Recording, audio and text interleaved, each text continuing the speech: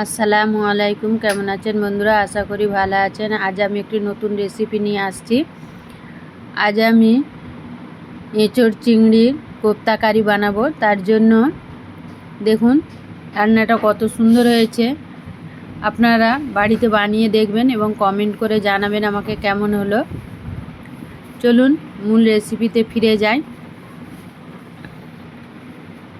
দেখুন এখানে আমি এঁচোড়গুলো এইভাবে টুকরো টুকরো করে কেটে নিয়েছি। এটা আমি নুন হলুদ দিয়ে ভাপিয়ে নেব। দেখুন নুন হলুদ দিয়ে আমি ভাপিয়ে নিয়েছি। আর একটা আলু সেদ্ধ করে নিয়েছি। আলুটা সেদ্ধ করা দেখাইনি বন্ধুরা, একটু অফ ক্যামেরায় করে নিয়েছি। এবার এঁচোড়টাও সেদ্ধ করে নিয়েছি, ওটা আমি ভালো করে ম্যাশ করে নেব। আলুটা আগে থেকেই ম্যাশ করে রেখেছি।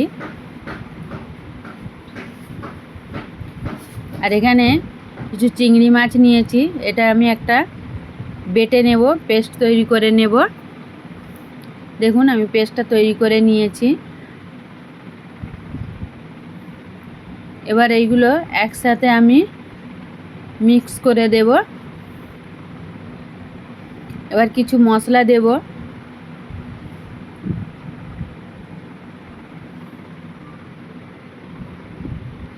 এভাবে বাড়িতে একবার বানিয়ে দেখবেন বন্ধুরা।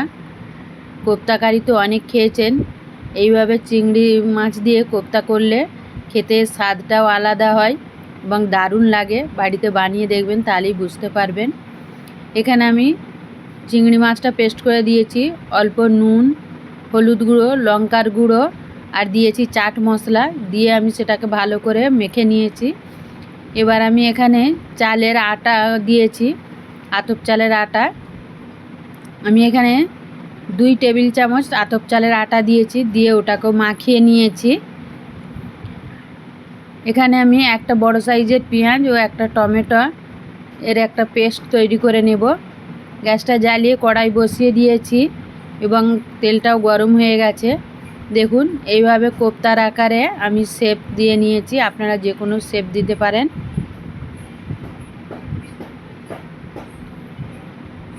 দেখুন এইভাবে শেপটা দিতে হবে।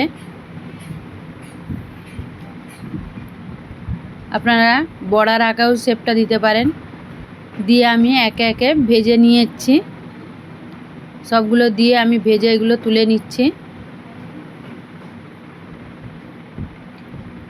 আর আমি এখানে কিছু আলু দিয়েছি, আলুটাও আমি অফ ক্যামেরায় ভেজে রেখেছিলাম। আলু ভাজাটাও দেখাইনি, ভিডিওটা অনেক বড় হয়ে যাবে সেই জন্য। এবার কোপ্তাগুলো সব তুলে নিয়েছি। ওই তেলেই আমি কিছু চিংড়ি মাছ হালকা ভেজে নেব। দেখুন হালকা ভেজে নেব, খুব বেশি ভাজবো না, চিংড়ি মাছ নরম, খুব বেশি ভাজলে শক্ত হয়ে যাবে। এবার ওই চিংড়ি মাছের সাথেই আমি মশলাগুলো দিয়ে নেব। আমি যে পেঁয়াজ ও লঙ্কার পেস্টটা পেঁয়াজ ও টমেটোর পেস্টটা তৈরি করেছিলাম, সেই পেস্টটা দিয়ে দেব। দেখুন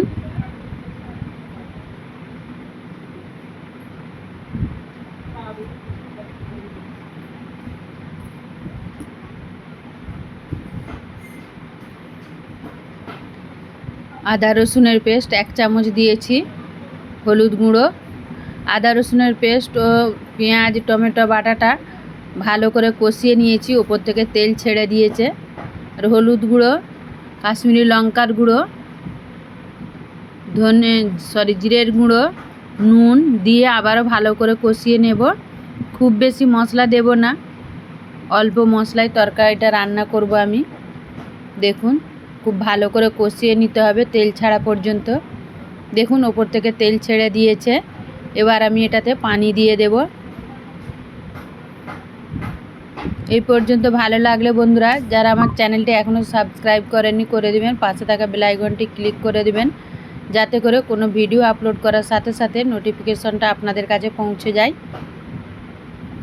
আলুটা দিয়েও আমি খুব ভালো করে কষিয়ে নেব তেল ছাড়া পর্যন্ত। দেখুন আমি কষিয়ে নিয়েছি এবং দেখেই বুঝতে পারছেন উপর থেকে তেল ছেড়ে দিয়েছে। এবার আবারও আমি পানি দিয়ে দেব, পরিমাণ মতো পানি দেব। দেখুন পানি দিয়ে এবার আমি কোপ্তাগুলো দিয়ে 10 মিনিটের জন্য রান্নাটা হতে দেব।